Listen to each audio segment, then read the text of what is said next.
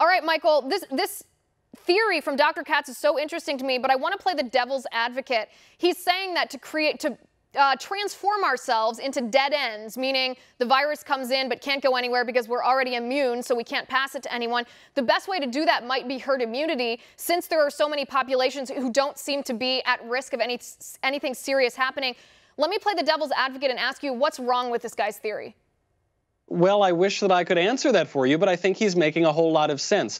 The hole in his theory is that more people will be exposed to it, and therefore if more people are exposed, there's a chance that more people will die. You have to weigh that scenario against what we're currently doing, which is utterly halting the global economy. Andy Cuomo, the Democrat governor of New York, the other day said that if this strategy of shutting down the global economy can save even one life, it will have been worth it. But how is Andy Cuomo making that calculation?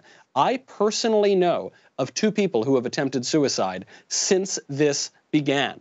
Not good friends of mine, you don't need to send your sympathies, but these are friends of friends because they've lost their jobs. We had the most unemployment claims filed last week that we've seen in decades, higher than even the 2009 financial crisis. So you've got to weigh these, even if you're making a utilitarian calculation here, you've got to weigh it against the alternative. Now, the herd immunity was being tried in the UK. They backed off of that because they got scared. The Netherlands is currently engaging in herd immunity. We'll see how that happens. People want to avoid the fate of Italy, which has huge numbers of fatalities being reported. But there is a doctor in Italy, Dr. Ricciardi, who's pointing out that the huge numbers in Italy might actually be due to a recording fact. The fact that they may be inflating those numbers because people who have other ailments and die of those ailments will be recorded as dying from coronavirus. All of which is to say, people who are telling you that the herd immunity strategy is completely outrageous, that it'll result in many more people being killed, have no evidence on their side. And what's very scary in this present situation